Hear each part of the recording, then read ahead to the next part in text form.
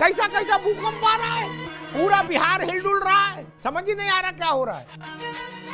अब काशी की बारी, ये माना जाए, और प्रधानमंत्री जी ने छोटी छोटी गऊओं को घास खिलाने वाली फोटो डाली थी। तो कुछ लोग हमसे कह रहे थे कि भाई साहब इसका अर्थात समझे में नहीं, बोले मथुरा की तैयारी। कल भारत की संसद उस वर्षिप एक्ट को इतिहास के कूड़ेदान में फेंक दे तो कौन रोक लेगा? मुफ्ती साहब बताइए, कौन भाई का लाल हाथ पकड़ लेगा? बहुत अच्छी बात की मुफ्ती साहब ने, मतलब अदालत को भी धमकी, बोले हम तुमको भी देख लेंगे। वो शाहबानों का केस इसलिए हो गया, राजीव जी थे, वो डर गए, पहले हिम्मत जुटाए, फिर रात में मौलानाओं से मिले, मौलाना उनको हड़काए, वो डर गए, पीछे आ गए, आरिफ मोहम्मद समझाते रहे, घोर माठा कर दिया तो 44 पर बैठी पार्टी, वहीं से उनका डिक्लाइन शुरू हुआ। और ऐसी भाषा नहीं बोली जानी चाहिए कि तब देख लेना, कुछ नहीं होगा, क्या होगा, एकदम बढ़िया प्राण प्रतिष्ठा हुई, आगे भी होगी। डॉक्टर अवधेश उपाध्याय, रामलला की बात मैंने आप बताई दी देश को कि अभी तो हफ्ता नहीं गुजरा, और वो धनुर्धारी मतलब युद्ध में जाने के लिए सन्नद्ध राम नहीं है, रामचंद्र नहीं है, वो ठुमक चलत रामचंद्र बाजत पैजनिया, बाल रूप है। तब ये हाल है, कैसा कैसा भूकंप आ रहा है, पूरा बिहार हिलडुल रहा है, समझ ही नहीं आ रहा क्या हो रहा है। और इसी बीच में ये काशी का मसला आ गया। अवधेश जी, अयोध्या में प्रतिष्ठा हुई, पूर्ण प्राण प्रतिष्ठा हुई, अब काशी की बारी, ये माना जाए, और प्रधानमंत्री जी ने छोटी छोटी गऊओं को घास खिलाने वाली फोटो डाली दी है। तो कुछ लोग हमसे कह रहे थे कि भाई साहब इसका अर्थ आप समझे, मैंने नहीं, बोले ये मथुरा की तैयारी है। अवधेश जी जी, अमिताभ जी, देखिए सबसे पहले टीवी9 भारतवर्ष के समस्त परिवार को और देशवासियों को 75वें गणतंत्र दिवस की हार्दिक शुभकामनाएं। जी आपको भी। अब देखिए जो आपने बात कही, मैं उसकी बात कर रहा हूँ। देखिए आज जो सर्वे की रिपोर्ट जो दी है कल एएसआई ने, वो कोर्ट के आधार पर संवैधानिक तरीके से वो सर्वे हुआ था, उसकी रिपोर्ट कल दोनों लोगों को दी गई है, हिंदू पक्ष को भी, मुस्लिम पक्ष को। और देखिए ये तो हम पहले से कह रहे थे, जब कोर्ट ने आदेश दिया था सर्वे के लिए, तभी से यही बात कही जा रही थी कि ज्ञान व्यापी जो है मंदिर है, शिवालय है, वहां महादेव विराजमान है। लेकिन कुछ भाईचारे की बात करने वाले लोग नहीं मान रहे थे। आज उनके लिए जो एएसआई की रिपोर्ट आई है, उसने ये स्पष्ट कर दिया कि ज्ञान व्यापी मस्जिद नहीं है, मंदिर है, महादेव का मंदिर है, शिव जी वहां विराजमान है। यदि थोड़ी बहुत शर्म बची हो, भाईचारा निभाना चाहते हो, तो आप सादगी के साथ ज्ञान वापी को हिंदुओं को सौंप दो।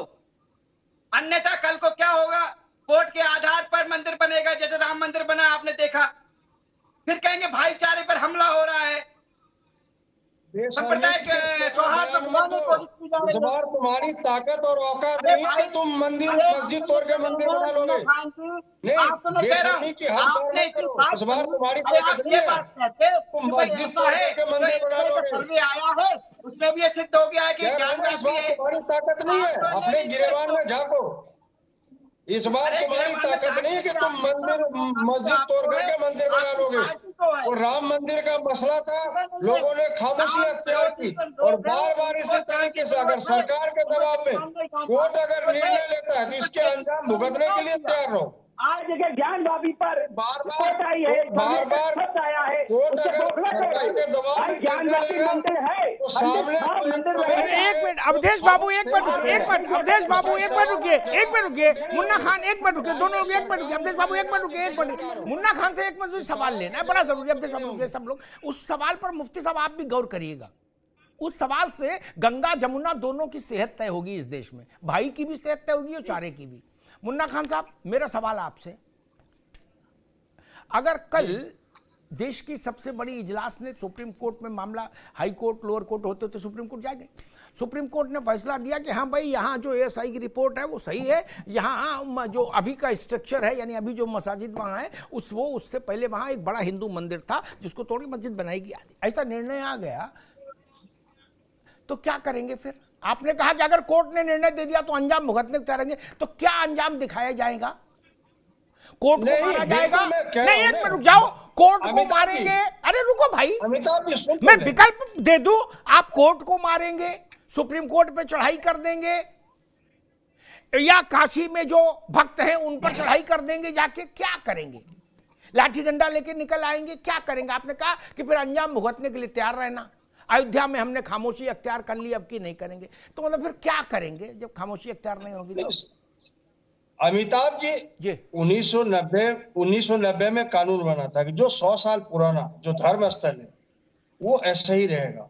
तो उस कानून का क्या हुआ? मतलब जब जब सरकारें बदलेगी तब तब ये नया नया फरमान है। क्या एक मोनिटरी को इस तरीके से टारगेट करोगे? एक समुदाय को इस तरीके से टारगेट करोगे? क्या आतंक रखा है सरकार ने?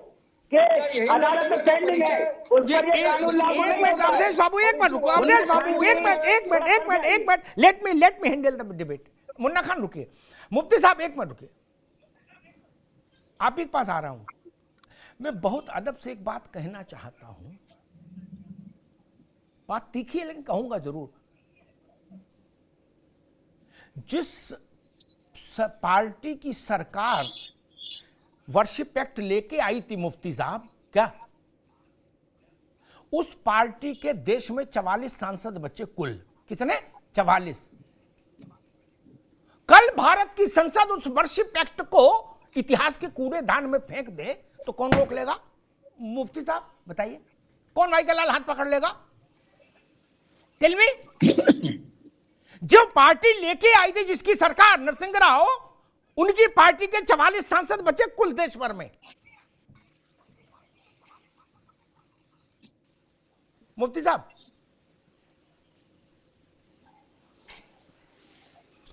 देखिए, एक बात मैं इसमें जोड़ना चाह रहा हूं। हमारे मुन्ना शाह साहब बोल रहे थे कि देख लेंगे कि क्या होने वाला है। मैं थोड़ा सा इतिहास में जाकर के पलट करके बात करना चाहता हूँ कि जब शाहबानो का केस आया था, मुसलमानों ने सड़कों को जाम कर दिया था, हंगामा किया था। राजीव गांधी ने उसको पलट दिया था। ट्रिपल तलाक का कानून आया, कोई मुसलमान निकला क्या? नहीं निकला। मुसलमानों को भी मालूम है कि हालात बदल चुके हैं। रहा सवाल कि आपका अगर झगड़ा है तो दो लोग तय करेंगे, या तो चुनी हुई सरकार तय करेगी या अदालत तय करेगी। अगर चुनी हुई सरकार से आप लफड़ा है नहीं बनता है, अदालतें तय करेंगी। अगर हम अदालतों पर भी प्रश्न चिन्ह खड़ा करने लगेंगे तो फिर हम इस देश के अंदर जाएंगे कहाँ? मेरा ये मानना है कि कहें को अदालत सर्वोपरि है। हमारा दस्तूर कहता है, आज ही दिन संविधान लागू हुआ था। इस देश का संविधान दुनिया का सबसे खूबसूरत संविधान है, जिसने सबको बराबर का हक दिया है। अगर मेजॉरिटी पर ही चलना है तो फिर मेजॉरिटी को क्या जरूरत है मामले को अदालतों के अंदर ले जाने के लिए? तो मैं नहीं मानता कि मेजॉरिटी माइनॉरिटी का झगड़ा है। अगर हाँ, हमारे बड़े भाई छोटे भाई का अगर झगड़ा है तो अदालत को अख्तियार देना चाहिए। रहा सवाल गंगा जमनी तहजीब का, तो औरंगजेब का तो चर्चा है, दारा शिकोह का चर्चा नहीं होता है, क्योंकि गंगा जमनी तहजीब का सबसे बड़ा चैंपियन दारा शिकोह है। भाड़ में जाए गंगा जमनी तहजीब। अब उसकी दुहाई देने की जरूरत है कि गंगा जमुना का मिलन हो रहा या संगम हो रहा। अब आपका मिलन नहीं, संगम नहीं। मैं तो कहता हूं कि सरकार जो है ये मोदी सरकार कैबिनेट में रेजोल्यूशन पास करे और पास करके फास्ट ट्रैक बनाए और कहे कि आप फैसला 6 महीना और 1 साल के अंदर हल कर दीजिए। रहा सवाल कि अब ये सरकार को अमेंडमेंट करना पड़ेगा। जब वर्शिप एक्ट आ रहा था तो उस वक्त भी बीजेपी ने इस एक्ट की मुखालिफत किया था। अब तो उसकी सरकार आ गई है। हाँ, अब तो उसकी सरकार आ गई, मगर मेरा मानना है कि दोनों को भड़कने और भड़कने के बजाय अदालतों पर आज भी मेरा अटूट वाबस्तगी है।